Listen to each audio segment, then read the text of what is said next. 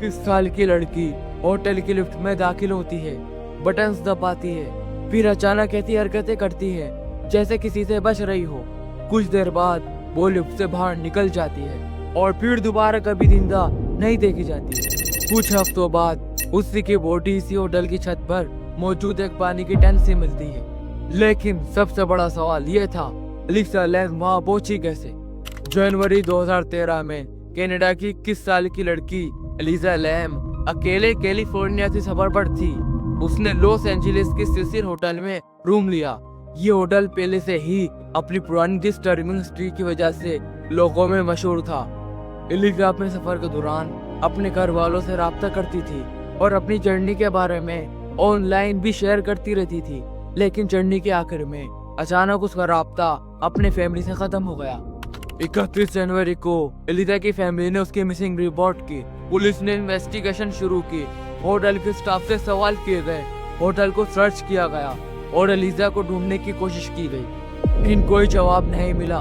फिर पुलिस को होटल की सीसीटीवी रिकॉर्डिंग मिली और इसी रिकॉर्डिंग ने इस केस को दुनिया भर में मशहूर कर दिया। सीसीटीवी में एलिसा होटल की लिफ्ट में नजर आती है। वो लिफ्ट के बटन प्रेस करती है, फिर वो बार बार लिफ्ट के बाहर देखती है। कुछ लम्हों के बाद वो लिफ्ट के कोने में चली जाती है। फिर उसका बिहेवियर और भी अजीब नजर आता है। वो कॉरिडोर की तरफ देखती है, अपने हाथ हिलाती है, कभी लिफ्ट के अंदर होती है और कभी बाहर निकल आती है। ऐसे लगता है जैसे वो किसी से बात कर रही हो या किसी से बचने की कोशिश। लेकिन यहाँ एक इम्पोर्टेंट बात समझना जरूरी है। सीसीटीवी फुटेज में किसी दूसरे शख्स का वाज़ेह तौर पर नजर आना कंफर्म नहीं हुआ। इसीलिए ये कहना कि कोई एलिसा का पीछा कर रहा था सिर्फ एक थ्योरी है। फुटेज के आखिर में एलिसा लिफ्ट के एरिया से चली जाती है।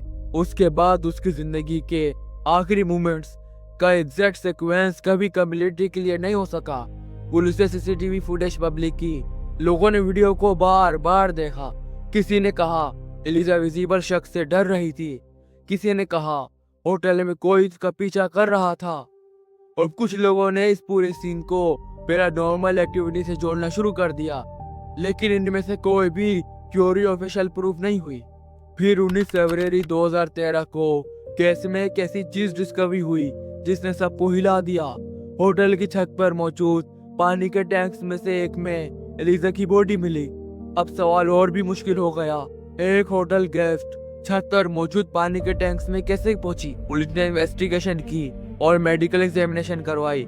ऑफिशियल फाइंडिंग्स के मुताबिक एलिसा की डेथ ड्रॉवे की वजह से हुई। The Elisa Lam case is now closed. The Los Angeles coroner has ruled the Vancouver student's death as an accidental drowning. Los Angeles county medical examiner ने भी उसकी डेथ को एक्सीडेंट क्लासिफाई किया। उसकी मेडिकल कंडीशन को भी कंट्रोवर्टिंग factor के तौर पर रिपोर्ट किया गया। यानी ऑफिशियल इन्वेस्टिगेशन के मुताबिक एलिसा की डेथ को मर्डर नहीं कहा गया। लेकिन इंटरनेट पर सवाल खत्म नहीं हुआ। Elisa, Elisa, Elisa, Elisa. Elisa. सबसे पहला सवाल था एलिसा छत तक कैसे गई। दूसरा सवाल था पानी के टैंक में पहुंचने के बाद एग्जैक्टली क्या हुआ। और तीसरा सवाल था सीसीटीवी में उसका बिहेवियर इतना अजीब क्यों था। इन सवालों ने इस केस को एक आम दुख भरी मौत से दुनिया की सबसे मशहूर पहेलियों में से एक बना दिया। अब बात करते हैं पहले सवाल की। पहली बात है हादसा।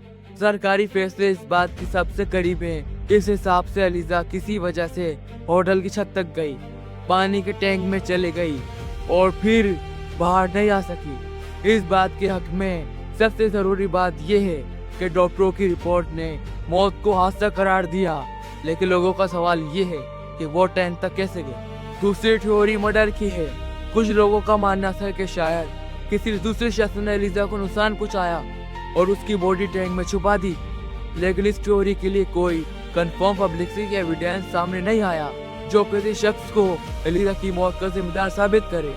इसलिए इस मर्डर थ्योरी को फैक्ट कहना ठीक नहीं होगा। तीसरी थ्योरी पैरानॉर्मल एक्टिविटी की है।